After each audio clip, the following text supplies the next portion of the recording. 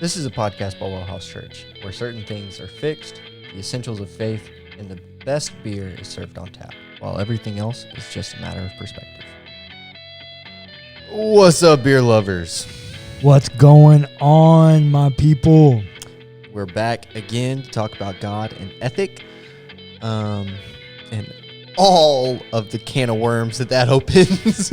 It does open a lot. I mean, you think about when you have the conversation of God and ethic, that brings in, conversations about marriage and relationships and sex. Well, ethic is literally the rule by which you live your life, right? Exactly. And so if you start talking about God and ethic, you literally have to bring God into every area of life. Mm-hmm. So yeah, it's complex. It is. Well, and it's even more complex because you have the First Testament and the Second Testament. Yeah. And in the First Testament, God seems to look very different than he does in the second one. Yep. At times. Still the same God, though. Still the same God somehow, and you've got to find some way to massage the difference there. Which we're going to talk a little bit about today.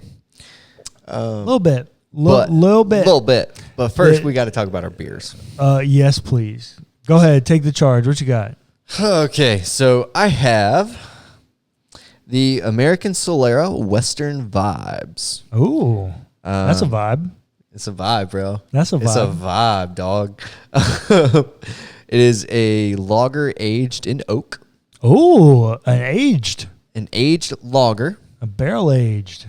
An aged lager in oak. I'm very excited. That's interesting. Typically, when you get barrel aged beers, it's like bourbon barrels, Scotch barrels, right? Or in some cases, you'll even have like sherry barrels, right? Or sherry casks. Never in an unaged, like in a new oak barrel. I'm very excited about this. Interesting. Because I'm a whiskey nerd, this is really exciting for me. Yeah, for sure. I have a feeling it's going to be really reminiscent of like a single malt whiskey. Interesting. Except it's going to be hopped, right? So that's going to be a thing. 5.2% alcohol. Okay.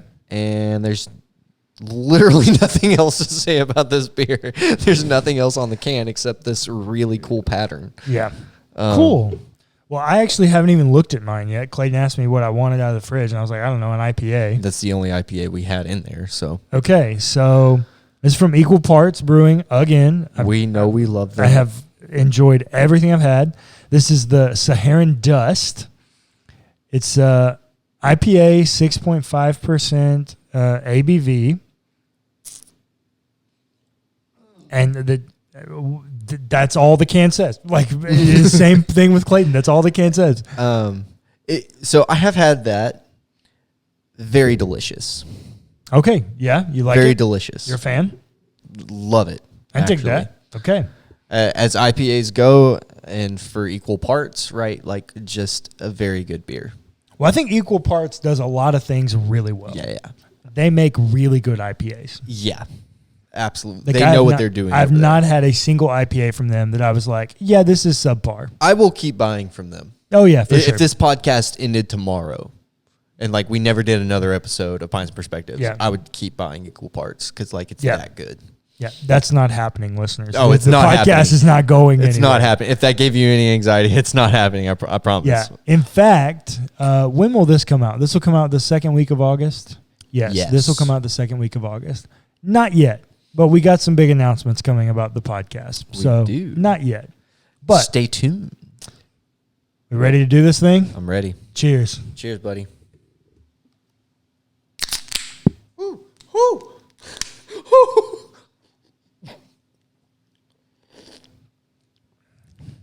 It's good.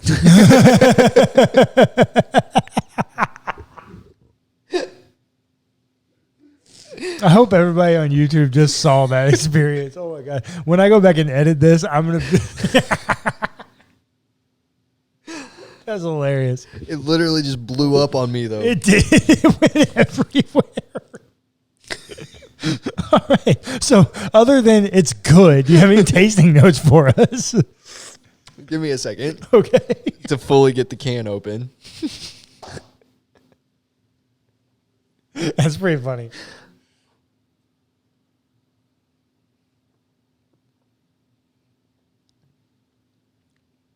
Okay.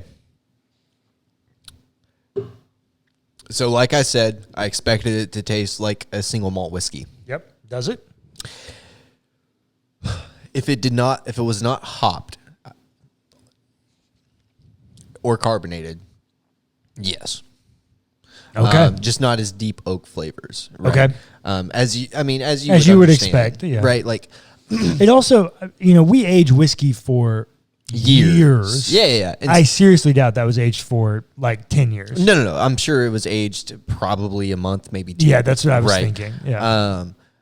Whereas when we get single malt whiskey, depending on the region, it could be anywhere from 6 months to 30 years. 30 years. Yeah. Depending on the region and the price of the bottle. And the price of the bottle. Yeah. Yeah. You're aging whiskey for 30 years. I mean, that bottle is going to cost you pretty close to 4 figures. Yeah. I learned a thing, 3 figures, thereabouts. But I learned a thing. But it's going to be a 30 year. It's going to be a high end 3 figures. Oh, yeah. High 3 figures. For sure. And some of them definitely venture into $1,000 a bottle. Some of them do. But that's when you get up into like 40, like 35, 40 years. Yeah, that might be true. Plus 30 years, 35. Yeah. You're right about that. That's true. Anyways, I learned a thing. You don't actually price whiskey on the age. You price whiskey on its rareability. Oh. That, when you say how that, many bottles you make. That actually does make sense. It makes more sense than the age. Yeah. Because if you have like an entire barrel house of a 30-year, you can afford to make it a lower price. Yeah. But nobody does that, right? Yeah. Because nobody wants to pay the rent space or the mortgage on an entire barrel house for 30 years without getting a pay on it, right? But so, no. I learned that, and it's funny. But, yeah, other than it being hopped, it tastes like a single malt whiskey. Okay. Mine, it tastes like a malt forward IPA. Yeah. I mean, it tastes what I would expect an IPA like this to taste like. Yeah. Not too hoppy. It's very well balanced. It's what it is, right? And it's just good. It's good for what it is. Like, it's just good. All right. So let's talk about God and ethic, and specifically, and I'll be honest, I don't know if this is going to be 1 episode or 2 episodes talking about God and violence. It's going to be a while. Is at least going to be 1 episode talking about God and violence. It might end up being 2, depending on how much of it I can get through. And in order to have this conversation, you got to remember where we came from. Yep. We spent last episode talking about the seeming disconnect of your theology and your ethic. Yeah. And I was partially arguing that there's not a disconnect. How you act just actually says what you actually think about God. Right. And how impactful that is to you. So in the same way, having a conversation about God and violence is quite problematic. Yes. For a number of reasons. Not least of which is that, at least in the narrative, God appears to use violence for restoration. So, I struggle with this. Mm-hmm. And this is a part of my deconstruction that I'm at now, I think. Okay. Because this is a question I ask myself all the time.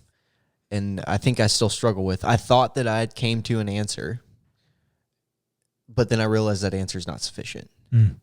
What was your answer? Do you feel comfortable sharing? Yeah, because I don't affirm inerrancy. I could just say God didn't say that and move on. Mm. But the text still says it, and you have to do something with it because the text is authoritative, right? Yeah.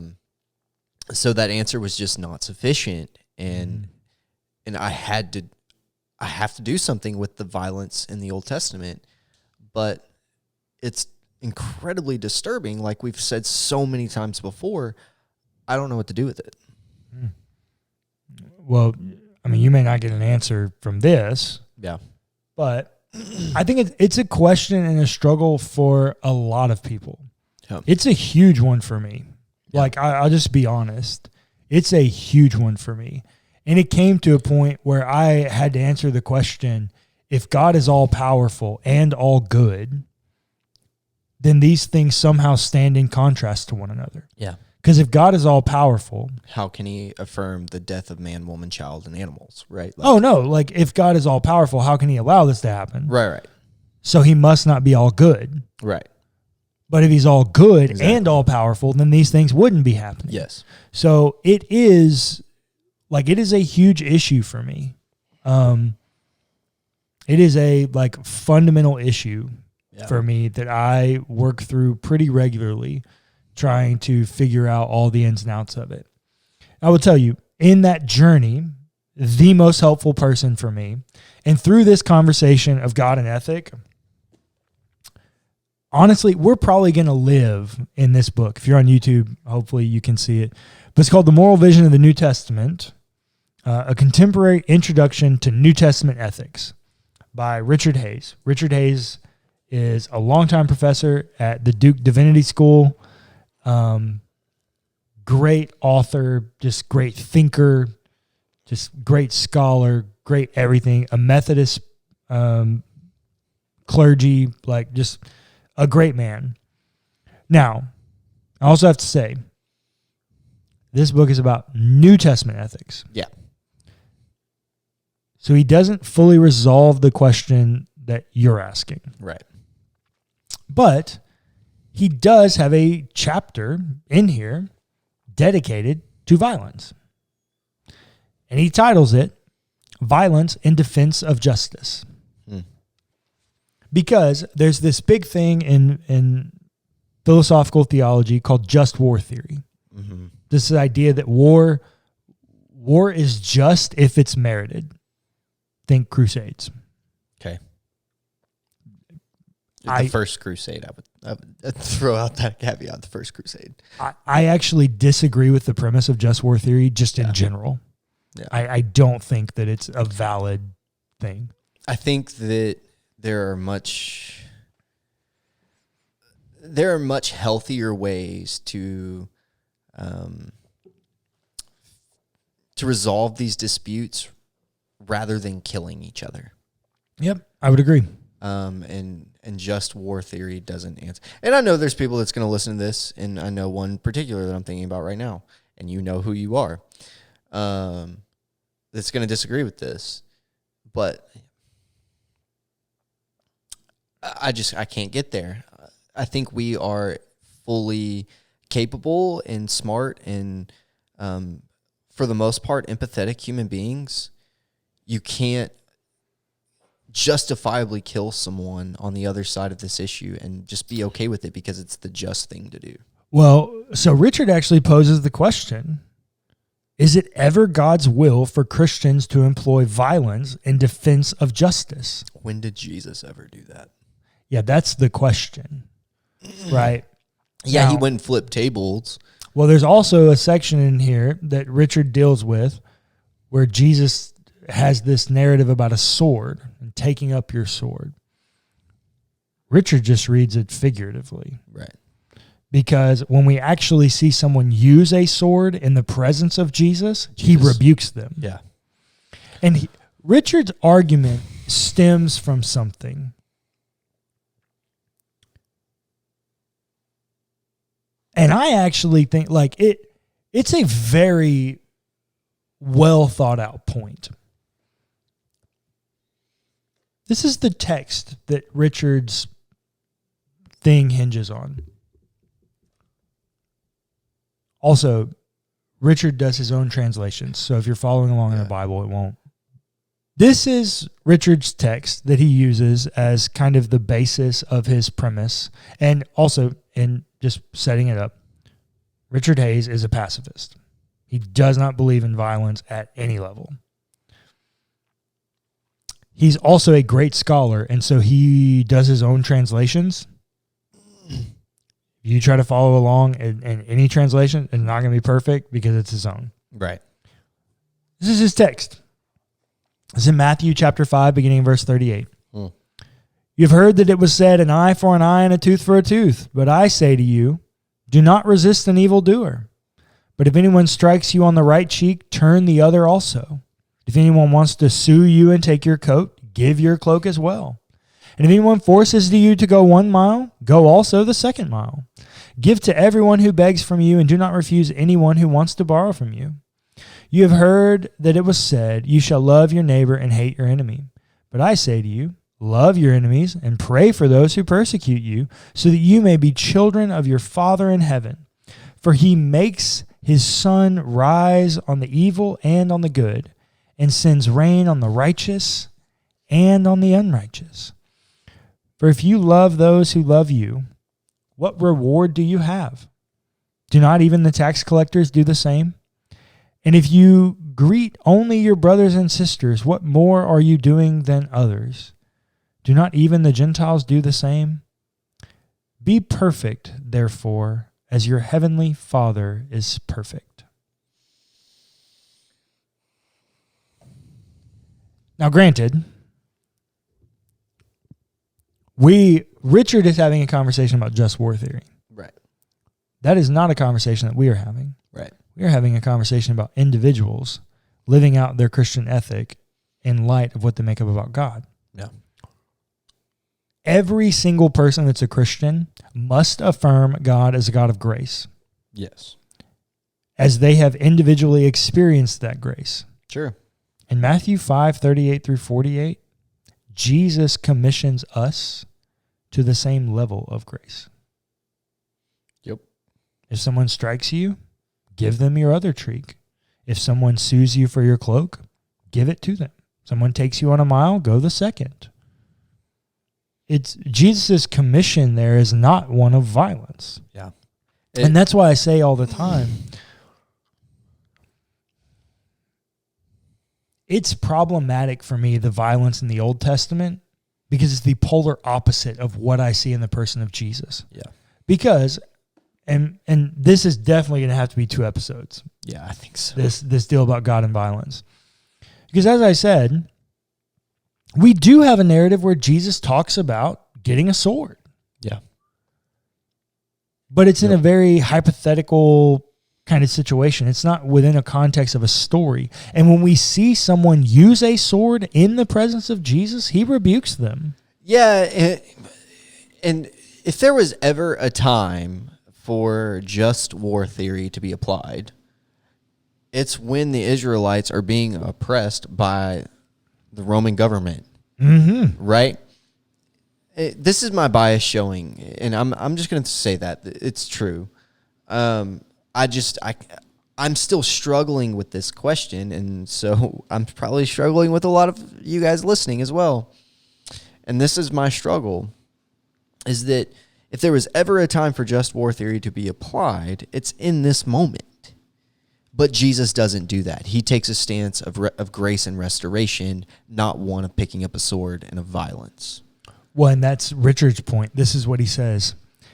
In sum, because I've skipped a ton of content, that in sum, the kingdom of God as figured forth in Matthew 5 is full of surprises. Matthew offers a vision of a radical countercultural community of discipleship characterized by a higher righteousness, a community free of anger, lust, falsehood, and violence. The transcendence of violence through loving the enemy is the most salient feature of this new model, polis, which is city or community. Right. It is noteworthy that the antithesis dealing with the themes stand at the climactic conclusion of the unit, 5:38 through 48. Instead of wielding the power of violence, the community of Jesus' disciples is to be meek, merciful, pure, devoted to peacemaking, and willing to suffer persecution, and blessed precisely in its faithfulness to this paradoxical vision. Here's the crazy thing. He's not wrong. Yeah. He is not wrong. Yeah. At least in the person of Jesus, Richard is not wrong. No. The other thing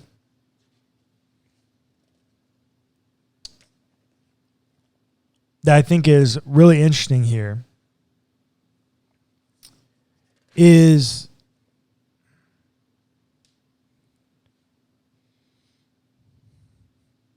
well, look, we live in America. We love our Second Amendment right in America.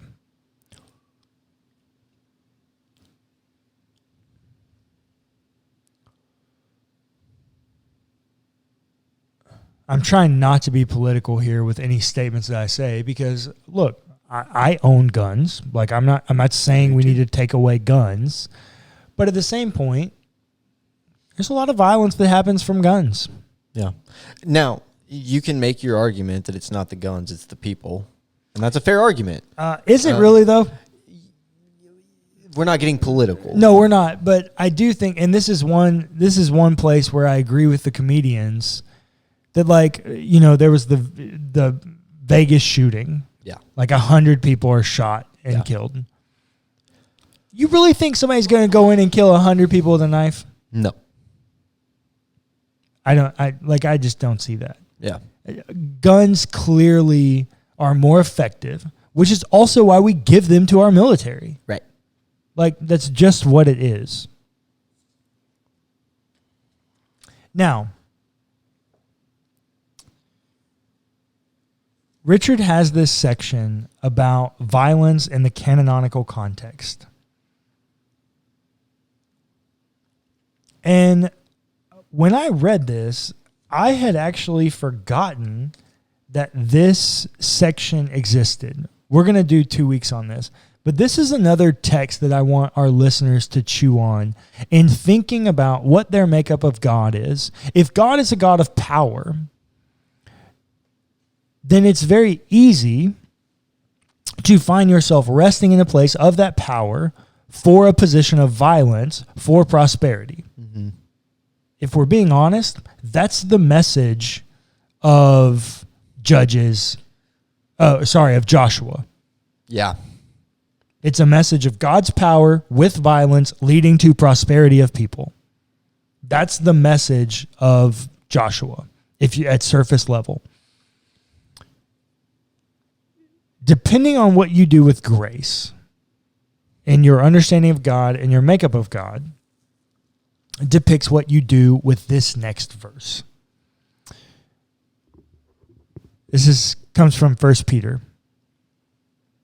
For to this you have been called, because Christ also suffered for you, leaving you an example so that you should follow in his steps. When he was abused, he did not return abuse. When he suffered, he did not threaten, but he entrusted himself to the one who judges justly. What does Paul say? Be imitators of me as I am of Christ. Clayton, what's the epitome of the Christ narrative here on earth? The epitome of the Christ narrative here on earth? It's the cross and the resurrection. Yeah. Is that not the utmost endurance of suffering? Yeah. And meekness and empathy and all the things that we're called to as Christians. Yeah. Hands down. But none of it is violence, except for the violence that you take on yourself. That's what the narrative seems to suggest when I read it. Yeah. And so, with that, what does that say about God?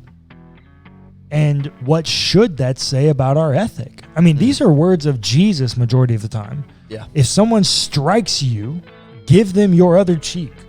That's directly from Jesus. There's not much else we can do with that except ask the question, what does my ethic say about what I make up about God?